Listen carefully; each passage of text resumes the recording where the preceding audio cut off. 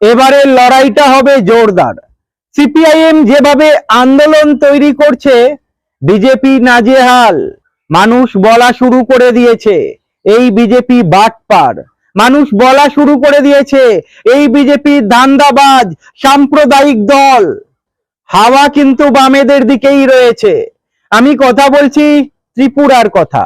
ত্রিপুরাতে সিপিআইএম যেভাবে আন্দোলন সংগঠিত করছে, আগামী দিনে বিজেপি পানি পাবে কিনা সন্দেহ রয়েছে।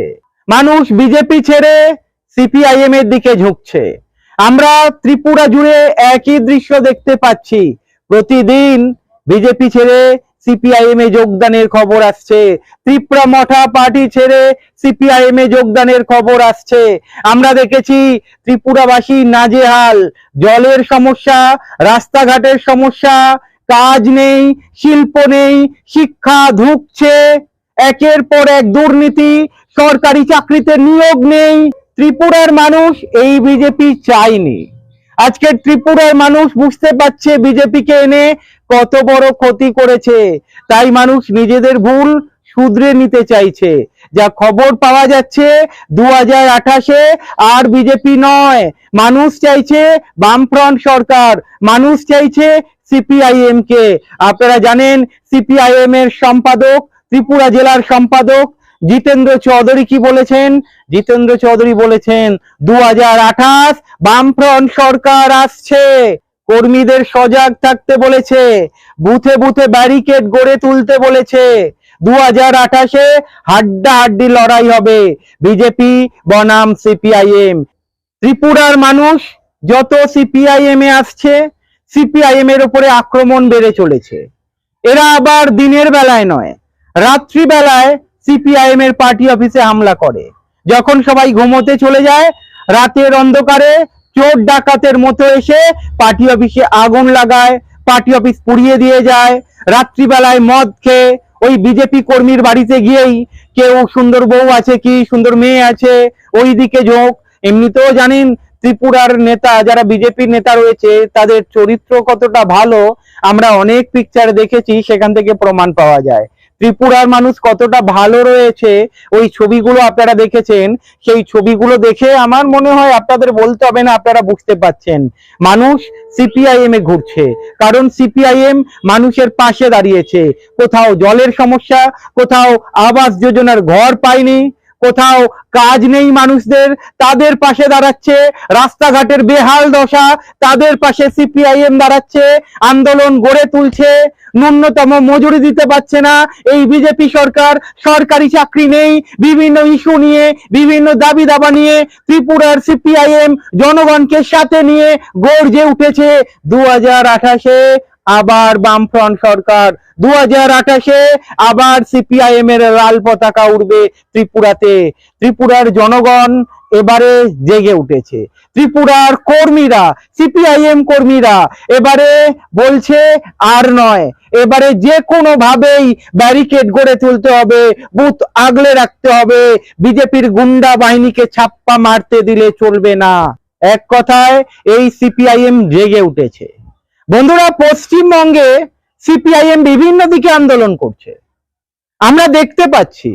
তবে আপনারা জানেন বিজেপি তৃণমূলের মধ্যে যে বাইনারি চলছে, সেই বাইনারি ভাঙাটা অনেকটাই কঠিন হয়ে দাঁড়াচ্ছে। তবে সময়ের সঙ্গে সঙ্গে মানুষের চোখ খোলাচ্ছে এই সিপিআইএম। ত্রিপুরাতে প্রধান বিরোধী দলে সিপিআইএম রয়েছে। আর সিপিআইএম যেভাবে আন্দোলন গড়ে তুলতে পারছে ত্রিপুরাতে, ত্রিপুরার মানুষের কাছে বিকল্প কিন্তু বেশি নেই। ত্রিপুরার মানুষের কাছে নয় বিজেপি, নয় সিপিআইএম, ত্রিপুরা মঠা আছে, কংগ্রেস রয়েছে, তবে সিপিআইএম এর জোর ত্রিপুরাতে অনেকটাই বেশি, যার ফলেই ত্রিপুরাতে বিরোধী দলে কিন্তু সিপিআইএম রয়েছে। এবারে 2028 ত্রিপুরাতে বিধানসভা নির্বাচনে মানুষ বলছে, ত্রিপুরার মানুষ বলছে আর নয়, এই বিজেপিকে অনেক দেখেছি, এই বিজেপি মিথ্যাবাজ, এই বিজেপিকে ভোট দিয়ে লাভ নেই, এই বিজেপি কোনো উন্নতি করতে পারেনি, আমাদের ছেলেদের চাকরির ব্যবস্থা করতে পারেনি, রাস্তাঘাটের বেহাল দশা, আজকের শিল্প নেই, আজকের কাজ নেই, স্কুলগুলো ধুঁকছে, স্বাস্থ্য ব্যবস্থা বেহাল দশা। ত্রিপুরার মানুষ বলছে আগলি বার বিজেপি সরকার নয়, আগলি বার সিপিআইএম সরকার। ত্রিপুরাতে যেভাবে সিপিআইএম জেগে উঠেছে 2028-এ অনেকেই বলা শুরু করে দিয়েছে, অনেক রাজনৈতিক বিশ্লেষক একই সুরে কথা বলছে 2028-এ লড়াইটা হবে হাড্ডাহাড্ডি, 2028-এ লড়াইটা হবে সিপিআইএম বনাম বিজেপি সামনাসামনি, এবং সিপিআইএম অনেকটাই এগিয়ে রয়েছে এই লড়াইয়ে। তবে এখনো প্রায় 2.5 বছর বাকি রয়েছে, এই 2.5 বছরে অনেকটা এগোতে হবে। 2.5 বছরে এখনই যখন ত্রিপুরাতে হুঙ্কার উঠছে আগলিবার ত্রিপুরা সরকার, আরো 2.5 বছর পরে 2028-এ কি হতে পারে অনুমান করতে পারছেন আপনারা নিশ্চয়ই। ত্রিপুরার মানুষ কেন সিপিআইএম কে চাইবে না বলুন তো? এই সিপিআইএম যখন ত্রিপুরাতে ছিল একের পর এক উন্নয়ন হয়েছে, কিন্তু বিজেপি আসার পরে ধর্মের রাজনীতি ছাড়া তেমন কিছু উন্নতি হয়নি। শিক্ষা আরো তলানিতে গেছে, একটাও শিল্প আসেনি। সরকারি টাকা উন্নয়নের জন্য এসেছে, সেই টাকা বিজেপির নেতারা আত্মসাৎ করেছে। তাই সাধারণ মানুষ বুঝে গিয়েছে এই বিজেপি মিথ্যাবাজ, এই বিজেপি ধান্দাবাজ, এই বিজেপি নিজের স্বার্থে ত্রিপুরার মানুষকে ব্যবহার করেছে। তাই এই বিজেপি আর নয়। তাই ত্রিপুরার মানুষ বলছে আগলিবার ত্রিপুরাতে বিজেপি সরকার নয়, সিপিআইএম সরকার। ভালো থাকবেন।